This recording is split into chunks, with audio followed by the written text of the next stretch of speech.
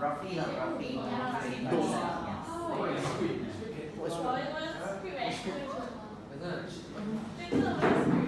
No harm coming to my introduction. Very good. See my transition, my transition. Like.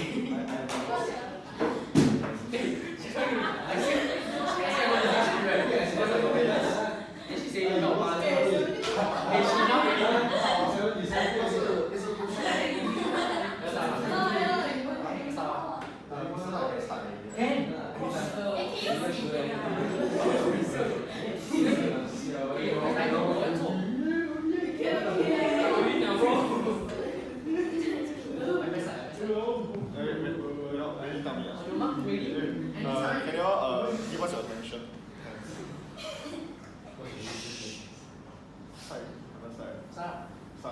Okay, so good afternoon, Mr. Tan. So my group and I will be presenting to you 3 topics of MHRP. So let me introduce my teammates. So there's Hui, Shen Fu, Rebecca, and Wei Xuan. Okay, next. If you don't have the pointer, use a pointer. Okay, so we are going to cover these 3 topics: organizing around teams, interpersonal and organizational communication, and lastly, decision making. So what's a group? A group consists of just 2 or more individuals working together towards a specific goal. Next. Okay, so 5 stages of group development. So firstly, forming stage. What is forming stage? This stage is where everyone comes together. I mean, the team come together and work for the very first time. So they get to know each other. They they talk and maybe share social media and chat around first to get close with each other. Then at this stage, the team leader is very crucial because the team leader will have to choose, have to lead. I mean, let the team know what their role are and what are their goals, the team goals. So after they have set all this, they will get into storming stage where everyone will compete for their ideas to be accepted. Then at this point, the leader will have to make sure, have to help them understand differences in their views and then have to choose one out of all these ideas and then make sure everyone are good with it, something like that. So once they have chosen one, they get to the norming stage. So at norming stage, this is like the calm after the storm. So everybody are very chill. They know what they're going to do already, and they help one another. So if they are anything unsure, they can always relate each other. Then after this, they will get into this performing stage where everyone is working at their optimum stage. So they can make decisions by themselves without the reliance of a leader. Yeah. So but at this stage, it is very dangerous as if let's say there are any conflict or any negative things happen at this stage, they might fall back to any of the previous stage.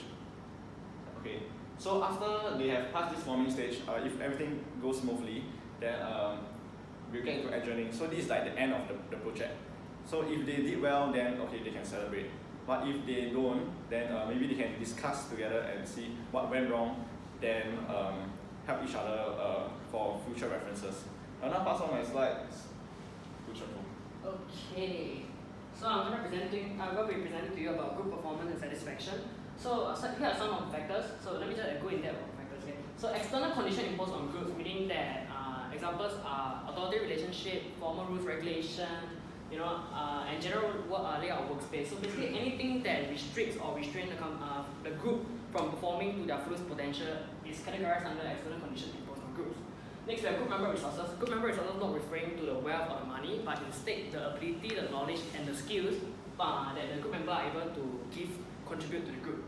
So for our group process, we have 2 parts. One is group decision making, and another is conflict management. So for group decision making, right, studies have actually shown that it takes about 30 hours a week to actually proceed with the group decision making because most of the time is spent on formulating questions and solving the problems.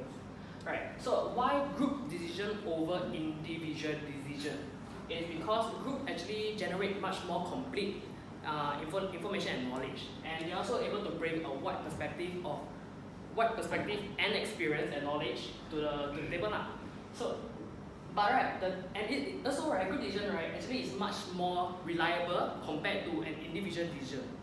So that's the advantage of that, but then there's a disadvantage is that it will take too much time, a lot of time to actually come up with one solution. Because you have to actually spend the time to persuade the rest to accept your proposal. Yeah. So next we have conflict management. So conflict management, there are three views. First is traditional, second is human relation, third is interactionist. So for tradition, right, for traditional, they actually want to avoid conflict as much as possible, so they don't feel like there should not be any conflict. For human relation, they actually feel like it's natural, it's inevitable, but if have conflict, right, best to be positive ending. But for interactionists, they feel like conflicts are necessary. However, right, for interactionists, right, they don't feel like all conflict is necessary. Only good conflicts, which are called functional conflicts, are very necessary, which are constructive and will help the group to improve. Next, bad conflicts, known as dysfunctional conflicts, are just disruptive and not constructive. Next slide. Next, we have group structures, which consists of roles, norms, conformity, group size, group cohesiveness, and status system. So for roles are basically that individuals are expected to do certain parts in the group. So there are actually two types of role. One is task accomplishment role. Next one is group satisfaction role. So for task accomplishment role, the member actually focuses more on getting the work done and accomplishing the task. For group satisfaction role, they actually focus on whether the group members are actually given enough opportunity to present their strength and their potential. So next we have norms. Norm being normality, like normal. So expectation and standard that are accepted by the group. So let's say work output, you're expected to do this amount, and for meetings you're expected to be present and not late. But for common organizational norms, they actually care more about their dress code, their loyalty, and work output. So for group size, the performance and satisfaction actually depend largely on group size, but the effect actually depends on what they're trying to accomplish. For let's say you want the work to be done faster, right? Smaller group size is much more capable of accomplishing that. But if you want more diverse input, much more complete knowledge and information, large group size is very much suitable for that compared to small group size. So there's also the situation of social loafing, where one will feel like compared to doing individual work, right? In group work they'll do lesser work because they feel like others are not doing their equal part. Like it's not fair. So they actually spend lesser effort to do their part. So now for next, group cohesiveness. Actually, this one also very largely dependent on, because it actually shows study has shown that for group with lesser internal conflicts and disagreement, they actually produce positively related results for productivity and morale compared to groups with less cohesiveness, which means a lot of internal arguments. Lastly, we have status system, which means basically hierarchy of either age, skills, knowledge, or experience. That's it. Next, I'll pass on to Rebecca.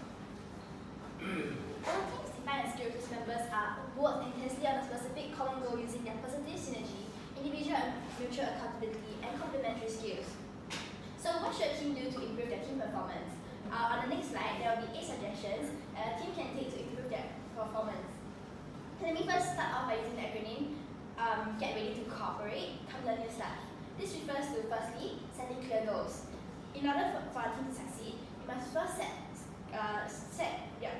know the objective, set specific plans and strategies, and work towards achieving it. Second of all is relevant skills. In order for a team to succeed, all members of their team must have relevant skills. For example, a competent individual who has strong technical skills does not equate to him having good interpersonal skills. Hence, we must develop relevant skills. And for the third point, strong mutual trust. Tightly knit the team tend to be more bonded and hence more motivated to strive towards achieving the goal together. This produces better results, and hence managers must pay close attention to mutual trust as trust is fragile. The fourth point, which is unified commitment, refers to the strong dedication in a team. For example, the team members are willing to put in as much time, energy, and effort to accomplish their goals. The fifth point, which is good communication, is essential for a team to clearly and effectively get their messages across throughout the team and to the team leaders. And I'll be covering more about communication in the later slides. The sixth point, which is good leadership skills, is crucial for our team, as a good leader will be able to motivate, guide, and support their team members, both displaying positive and negative emotions at the same time, which would allow the team performance to be improved. And this is shown in research studies. And the seventh point, which is negotiation skills, is essential for every team member, as it allows the team to easily resolve conflict and manage differences in the team. And the last point, which is support. Internal support refers to the right infrastructure. This includes motivational support and to reinforce positive work behaviors. This produces high level of performance in the team. And for external support, it's the resources provided to the team members. And if there's a lack of internal and external support, the team is not as motivated to get the job done, and hence will not be able to produce as effectively to the team. And as mentioned earlier, communication is a vital part to how the team performs. So let's first define communication. It is the transfer of information and the understanding of meaning. And under communication, there are two types of communication, which is interpersonal communication and organizational communication. Interpersonal communication is defined as communication between two or more people, while organizational communication is a communication that includes all patterns, systems, and network of communication within the organization. But why do people need to communicate? Well, communication allows for providing information, controlling of employee behavior, motivating, providing emotional expression of feelings, and fulfillment of social needs. So how do people communicate with one another, you might ask? Well, the first method is verbal intonation. This refers to the tone or emphasis of words someone uses in their speech to convey meaning to others. Isn't it more enticing to hear someone talk with an energetic tone than if they talk like boring? For emphasis of words, people can use this emphasis to give very important or to highlight keywords to their readers.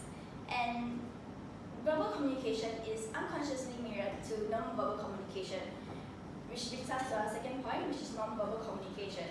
And this non-verbal communication can be divided into three parts. First is eye contact. So if someone's nervous when they're presenting, you can tell that their eyes are nervously darting around the room. And if someone is angry, for example, this facial expression, where their eyebrows will be furrowed or they will be frowning. And the last part of non-verbal communication is gestures. For example, if someone is folding their arms, this might come off as being close-minded or intimidating to audience. And the third point is written communication. This refers to any message that is conveyed using the written word. This includes documentation, data collection, reports, and even your examination papers. So this can reflect your analytical and research skills, computer and technical literacy, and professionalism. And the last method of communication is listening communication, which is arguably the most important form of communication. This includes relaxation, positive attitude, empathy, and confidence in your speech. This affects how the listener feels and interprets from your speech.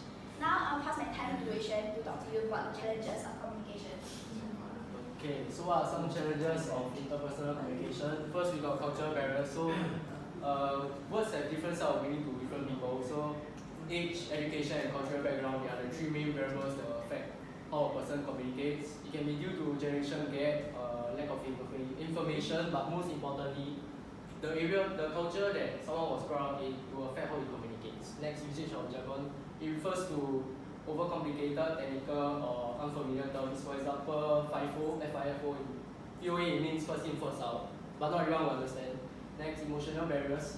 Extreme emotions will hinder effective communication. Like, for example, you're not being professional enough to get a hold of emotions. Like, for example, you're very anxious when you're communicating, or like you're angry, etc.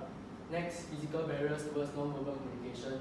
You're not able to understand the other party's non-verbal cues, gestures, postures, or body language, so you cannot communicate well with him. Another type of physical barrier would be communication that relies on technology, for example, through phone calls or messages, because it's less effective than face-to-face talk. Attitudinal barriers It can be caused by personal conflicts, poor management, but usually it's caused by your own character values. For example, you are always being stereotypical, or you are always biased towards a certain group of people, then you lack the motivation to improve yourself. Last but not least, tutoring is the deliberate manipulation of information to make it sound more favorable to the other party. So like, for example, when I'm talking to my manager, I will say, oh, we made 30K sales for this month, but I won't tell him we actually incurred 30K expenses. So yeah, just tutoring. Next slide. So what are some effective ways of communication? First, formal communication. By definition, it means the interchange of information officially, whereby the flow of communication is controlled and it's a deliberate effort. For example, when a manager asks his employee to complete a task, or when an employee feedbacks a problem back to his manager. Next, downward communication is when information flows down organization's formal chain of command, whereby it starts from the upper level of the organizational hierarchy towards the bottom levels. Example would be the town hall meetings used by CEOs, whereby the top executives will use these communication methods. They will relay information to their employees or gather them together to celebrate an achievement. Next, upward communication is the exact opposite of downward communication, whereby information starts from the lower level of the organizational hierarchy and it flows upwards. For example, when managers rely on their employees for feedback, suggestion, ideas, etc. Next, lateral communication. It occurs when flow of information is through the same organizational level. For example, so like between employees and employees, or managers and managers. So it's used for coordinating of activities or to fulfill a common purpose or goal. Next, diagonally communication. It's a combination of downward, upward, and lateral communication, whereby the flow of information can take place in it can flow in any parts of the organizational hierarchy. So it's known for its efficiency and speed. An example would be through emails. Last but not least is informal communication. It's also known as the grapevine of communication. So it's all just rumors and unofficial, but it's good because it can develop unity between employees and bring them closer together. So next, we'll talk about decision-making process. First, you have to identify a problem. It may seem very straightforward, but you have to identify the correct problem before you can move on to the next step. You identify decision criteria. So you find out what is relevant and important to help you solve this problem before you allocate weights to the criteria. So you prioritize them. For example, the most important, you give your 10, and yeah, so on. Next, you develop alternatives that will help you solve the problem that targets at the criteria that you have identified. Next, so when you're developing alternatives, you've got to be creative. You have to come up with as many alternatives as possible before you analyze them in the next step. So it's just like in step 3, you allocate weights to them, and then you find out which one is the most relevant and important ones. Before you select an alternative you want to use, and then you implement the alternative in step 7. So for step 7, when you implement the alternatives, it's important for managers at this step to reassess the environment and check if whether the alternative you came out with is it still the best one, or has the environment changed in such a way that your alternative is no longer helping you to solve the problem. Last but not least, you evaluate the decision effectiveness. So you find out if your problem in step 1 that you identified, was it solved, or if it wasn't, you have to go back to the previous few steps and carry on. Next, I'll pass on to Hui to tell you about types of decisions. So there is 2 types of decisions, namely the structured problem and program decision, and the unstructured problem and the non-program decision. So structured problem is like problems that are straightforward and familiar. The decision maker's goal is clear, and the information to it is completed. So this type of problem occurs very often. An example would be like customers returning their purchases back to the store. So program decisions are routine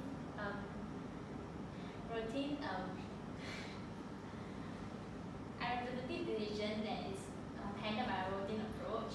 So it's more for the lower level of management, and manager do not need to take a long time to come to a decision. There's only 3 types of program decision. The first is rules, then procedure, and then policy. So procedure is a series of sequential steps a manager uses to respond to a structured problem. And then rules is an explicit statement that tells the manager what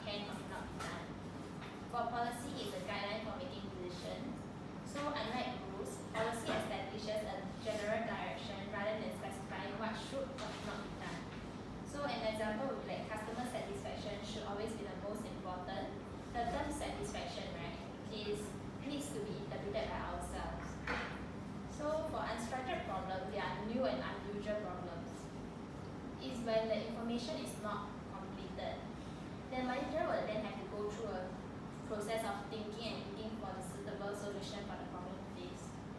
And for non-program decisions, is unique and non-recurring decisions that require a custom-made solution.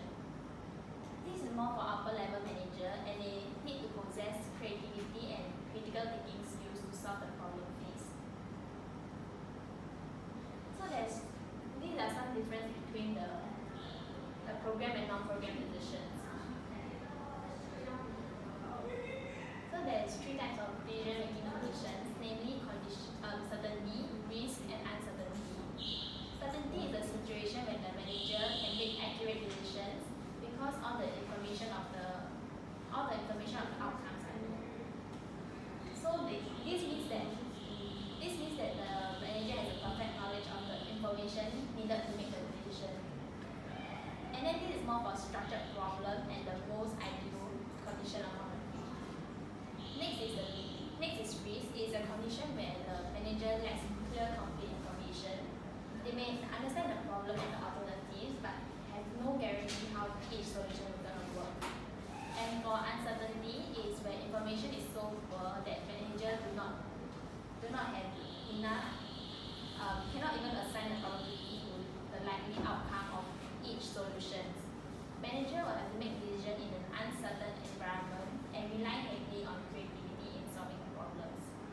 So both risk and uncertainty is for unstructured problems.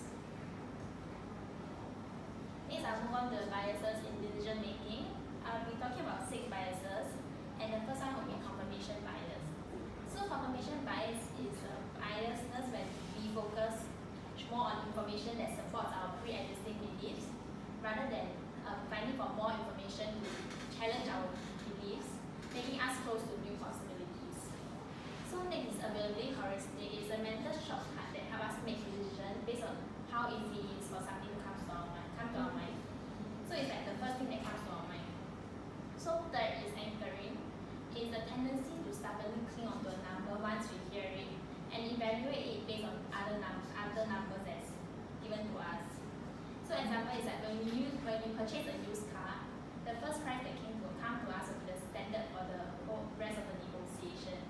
So if all the other prices given after that will be referred back to the initial price.